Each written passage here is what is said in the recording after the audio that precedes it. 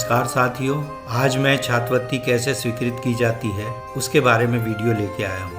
यह कार्य संकुल स्तर पे होता है, तो संकुल में जो भी ये कार्य करते हैं उनके लिए बहुत महत्वपूर्ण वीडियो है कि छात्रवृत्ति स्वीकृत करने के लिए हमें क्या क्या सावधानियाँ रखना चाहिए। तो चलिए, इस बार जो है शिक्षा पोर्टल डायरेक्ट ओपन नहीं हो पाता है, शिक्षा portal.mp.gov.in उससे नहीं खुल रहा है। आजकल उसका वेब एड्रेस चेंज हो गया है, तो नया वेब एड्रेस है 103.94.204.103। इससे आप यहाँ पर शिक्षा पोर्टल पर जा सकते हैं। तो चलिए, हम यहाँ पर छात्रवृत्ति लॉक होने के पश्चात उसको स्वीकृत संकुल प्राचार्य किन सावधानियों के साथ करें, तो मैं यहाँ पे लॉगिन होता हूँ। लॉगिन होने के लिए आपको पता ही है कि चूँकि संकुल प्राचार्य को करना है, तो यहाँ पे आप अपने डीडीओ यूज़र आईडी पासवर्ड से ही लॉगिन होंगे। तो हम यहाँ पर लॉगिन होने के पश्चात होम पेज पे आ गए हैं। मेन मेनू में हम आएंगे। मेन मेनू को क्लिक करेंगे तो आप देखेंगे कि पहले यहाँ पे स्कॉलरशिप मैनेजमेंट का ऑप्शन आता था, उससे हम छात्रवृत्ति वगैरह स्वीकृत करते थे। परंतु इस बार एक नया ऑप्शन आया है, संकुल प्रिंसिपल्स ऑफिस। तो यहाँ संकुल को चूँकि छात्रवृत्ति स्वीकृत करना है, तो इसके ऊपर हम क्लिक करेंगे। क्लिक करने के पश्चात हम देखेंगे, यहाँ पर देखिए वही पुराने ऑप्शन आ गए, छात्रवृत्ति प्रस्ताव। इसको क्लिक करेंगे तो आपको यहाँ पे 4 ऑप्शन दिखाई देंगे। पहला है छात्रवृत्ति स्वीकृत करें, हमें यहाँ पे छात्रवृत्ति स्वीकृत करना है। फिर इसके पश्चात है छात्रवृत्ति रद्द करें। मान लीजिए किसी कारणवश त्रुटिपूर्ण कोई एप्लीकेशन हमारे पास आ गई है, लॉक होके आ गई है, तो उसे हम रद्द कैसे करें। फिर इसके बाद स्वीकृत छात्रवृत्ति हम देखें, तो यहाँ से हम जितनी सारी छात्रवृत्ति स्वीकृत करेंगे वो यहाँ से हम देख सकते हैं, और फिर यहाँ से हम रद्द छात्रवृत्ति के बारे में जानकारी प्राप्त कर सकते हैं। तो चलिए, मैं आपको सावधानियों के बारे में बता रहा था। तो आप सबसे पहले अपने संकुल में यह निर्देश दे दें कि समस्त शासकीय अशासकीय विद्यालय जिन्होंने एप्लीकेशन लॉक की है वो पूर्णतः सही है कि नहीं। यदि मान लीजिए उनने कोई त्रुटिपूर्ण एप्लीकेशन लॉक कर दी है, तो उसकी जानकारी लिखित आपके पास होना चाहिए ताकि आप उनको रद्द कर सकें। तो यह सावधानी बहुत महत्वपूर्ण है, आपको रखना होगी। एक बार छात्रवृत्ति स्वीकृत हो जाएगी तो फिर हम उस त्रुटिपूर्ण एप्लीकेशन पर कुछ भी विचार नहीं कर पाएंगे। तो चलिए, छात्रवृत्ति स्वीकृत हम करते हैं। छात्रवृत्ति स्वीकृत करने के लिए हमने यहाँ पे छात्रवृत्ति प्रस्ताव पर क्लिक किया, फिर पहले ऑप्शन पे हम क्लिक करेंगे। तो यहाँ पर आप देखेंगे कि यहाँ चयन करना हमें सत्र, यहाँ 2 बार आपको चयन सत्र करना है। फिर स्कूल का आपको डाइस कोड पता होना चाहिए। तो मैंने एक स्कूल लिया है जहाँ से मुझे ये सूचना मिली है, लिखित सूचना मिली है कि उनकी पूरी एप्लीकेशन जो है पूर्णतः सत्य है। तो हमने उस स्कूल का यहाँ पर डाइस कोड डाल दिया। फिर हम यहाँ पर उसकी डिटेल्स देखेंगे जो लॉक एप्लीकेशन हमारे पास आई है। तो ये देखिए, स्कूल का नाम आपको दिख रहा है दूसरे उसमें।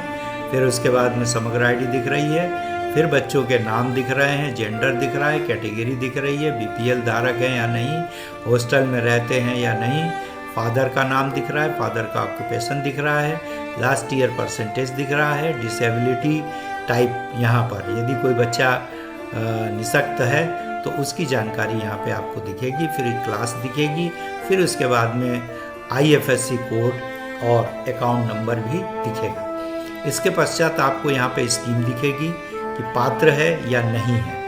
फिर इसके बाद अमाउंट, पात्र है तो अमाउंट दिखेगा, पात्र नहीं है तो 0 यहाँ पे दिखाई देगा। और हमें चूँकि जानकारी है कि यह इस स्कूल के समस्त एप्लीकेशन पूर्णतः सही सत्य है, तो हम इसको यहाँ ऊपर से चेक बॉक्स पे क्लिक कर देंगे। तो ये देखिए, सबके सामने राइट का निशान लग गया। तो यहाँ पे एक बहुत महत्वपूर्ण चीज़ मैं आपको बता दूँ कि आपको मान लीजिए कि यहाँ पे ये 101 एप्लीकेशन आई है।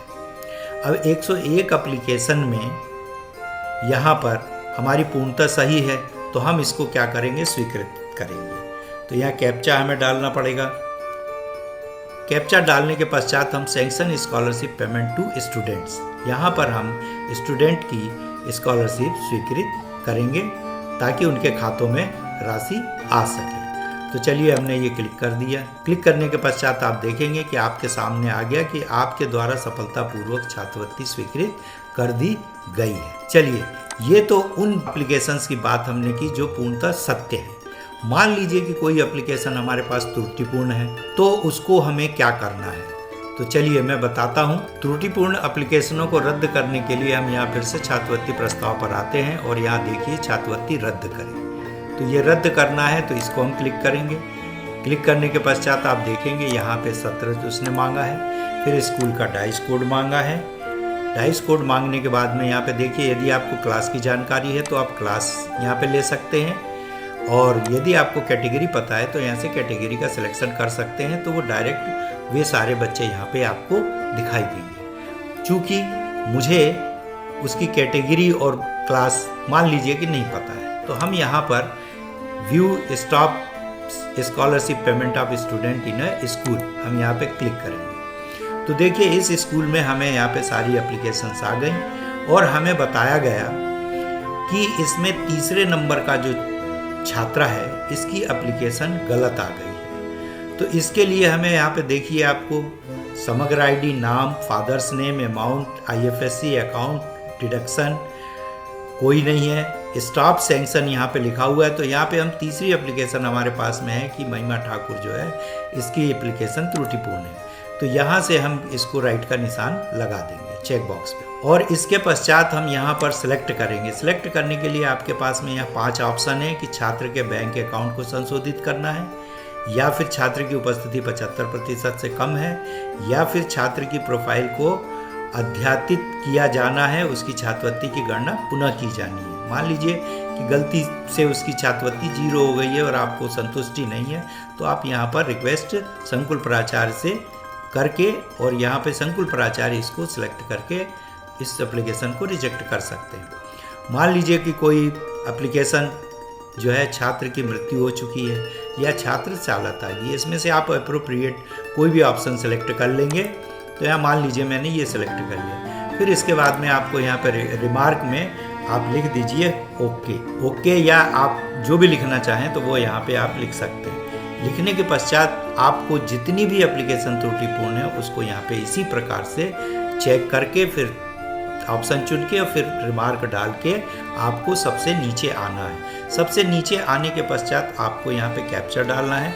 कैप्चा डालने के बाद में स्टॉप स्कॉलरशिप पेमेंट स्टूडेंट करना है। तो यहाँ पे आप जैसे ही इसको क्लिक करेंगे तो आपका यहाँ सक्सेसफुली का यहाँ पे मैसेज आ जाएगा, और वो छात्र जो है आपका वापस ऑपरेटर आईडी पे या फिर आपके सरकारी शिक्षकों की यूनिक आईडी पे जहाँ का वो छात्र है वहाँ वो पहुँच जाएगा। और फिर उसको सुधार के, या फिर चालत आ गई है तो अनमैप करना पड़ेगा, यदि अकाउंट सुधारना है तो अकाउंट सुधार के वो पुनः आपके पास एप्लीकेशन आएगी, तब आप उसको स्कॉलरशिप स्वीकृत करेंगे। तो इस प्रकार से हम त्रुटिपूर्ण एप्लीकेशनों का निदान कर सकते। मेरा यह वीडियो कैसा लगा? यदि यह वीडियो आपके काम का है तो आप इसे लाइक करें, दोस्तों को शेयर करें, कमेंट्स करें, और सब्सक्राइब अभी तक नहीं किया है तो प्लीज़ सब्सक्राइब अवश्य करें। बहुत बहुत धन्यवाद।